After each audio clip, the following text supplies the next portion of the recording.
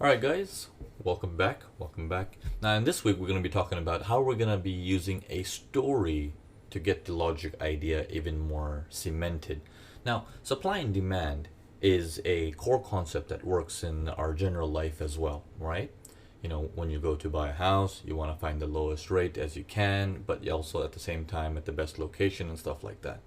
You don't go and buy a house as the housing market is just at the all-time high and the house is like at $5 million instead of 300,000 and you're like, oh, perfect, let me buy it at 5 million. No one does that.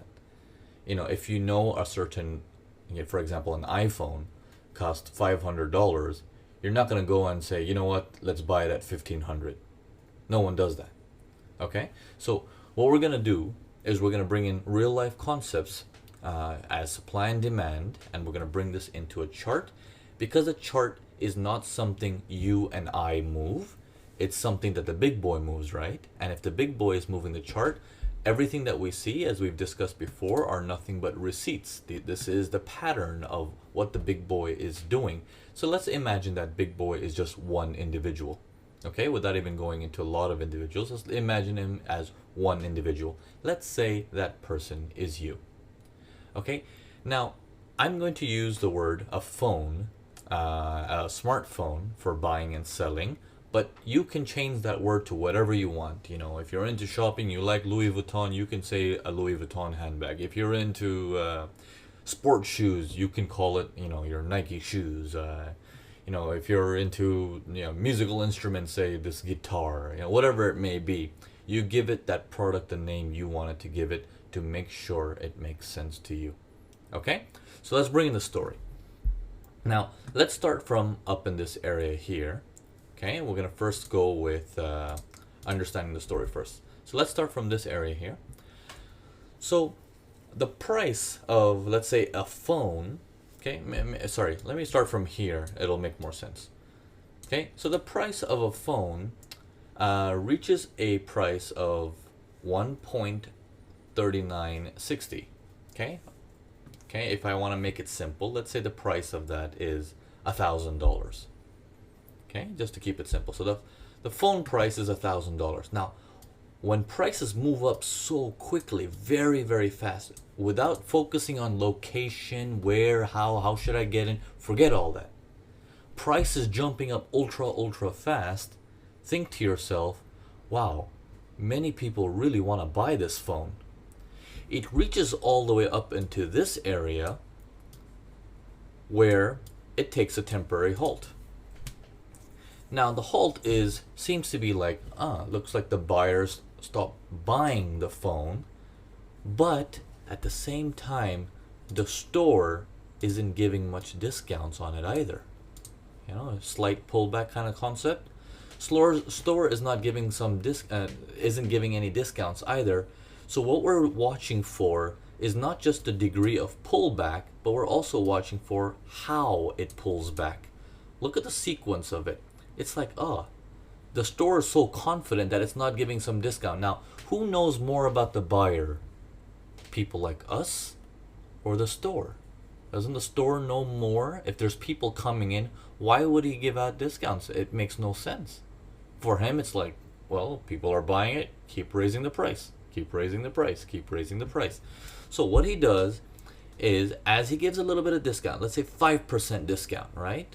He gives a 5% discount, buyers jump right back in. Look at the aggression of how buyers jump on that deal, which means that buyers still want this product. They slow down a little bit, so the store owner reduced the price of the phone, and people start jumping back up on it. The price gets reduced more, and again a jump back up on it. Now this moment you can see something like this is happening. The buyers are buying it at a less and a less of a discount. They don't need more of a discount, but they are willing to get in on it at a less and a less of a discount, which means the buyers are coming in hot. So the store owner will do the obvious thing. You want to make money in business? Keep raising the prices. People still want it like hotcakes, right? Isn't that, we go to the Apple store, you see the iPhones just keep getting more and more expensive every year. Why wouldn't they? It's business logic, right? So when you see this concept going up higher and higher and higher, they reach this phase right here. Okay, now the prices have become $5,000 for this phone compared to what it was down here. Now they become $5,000 and instantly there's a huge discount. Now to us that's like, what happened up there? Why did the store owner suddenly give out a mass discount? What in the world happened? Sudden buyers jump right back in. They jump right back in once the prices reaches the same area as it did before. Okay, same areas as it did before where the buying started going phenomenally crazy. That same area, the buyers kick back in again saying, I want this, but this time they're able to fuel prices higher. Higher than when the store owner started to give a discount. So, would you think the store is still happy with the product? Absolutely, absolutely. So he keeps raising the prices. Now, what's the problem here with raising the prices? Okay, he's up in this area. People aren't really buying it. It's very expensive. We're reaching $9,000-$10,000 for the phone now. It's becoming very expensive, but he's not giving a discount either. So every time he tries to give 1-2% discount, buyers come back in. He's like, oh, if that's the case, I don't want to give a discount. A little discount there, buyers come right back in, and then he starts to notice his trend. Buyers are willing to buy it for less and less and less of a discount. This gets him in on it, saying, okay, demand is picking up, prices start to rise. Now we're approaching $12,000. Now notice the difference here. At $12,000, sudden spike down, big discount. Okay, 10-20% discount there. Buyers jump on that action, again a big discount. Almost equals, like what's going on? But then buyers are sitting at the same area willing to consume it back up. And then again a discount. Buyers jump right back up and we're like, the store owner notices this rise as well. It's like people keep gobbling this price up. It's not that it's a high or low, but it's how quickly it gets up there. It's the speed that makes the difference. Okay? So they're buying it up again. Prices this time get higher again. Now notice the threshold of the higher high sequences. Okay? Now this store owner seems to be having a good time with this, with the sales of this stuff, selling his smartphones, but it's starting to reach limits where maybe the buyers are slowing down, because notice how his ability to give discounts start to increase. Now he's giving more and more discounts. They're coming in very, very hot to the same areas where they used to be. They go up again, make a new price up in that area, but then followed by that, they make a dramatic drop. Now this dramatic drop does not even stop at the last area where the buyers went crazy and ballistic. Now if they didn't drop to that area and hold in that area to go ballistic again, this is the sign for us to see like, whoa, how come he gave such a big discount and no buyer stepped in? That's our first sign of something's wrong.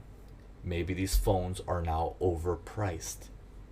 No one wants it at $20,000 anymore. It used to be $5,000. It used to be very, very cheap. Now it's like $20,000. Who wants that phone? Okay? As prices go back down, as discounts, some buyers step in. Do they take the market back up? No. Prices go back down again, struggling, more and more discount. And then prices stabilize again. And then we see a surge of buyers again. Surge of buyers coming up, but then they're slowing down. Some little discount. Surge of buyers coming up, followed by a massive, massive, massive discount, which means all the buyers have been used up. Okay? At least buyers for that price high up there. Okay? Now, in the trading world, they can call this, the price needs to be back at the mean. The extremes are prices that are unacceptable. This is how supply and demand works. But I want you to use a story to understand that concept better. We don't need to go into the middle is the mean, the outer extremes are where prices are imbalanced and all this stuff. Forget that jargon terminology. Just think.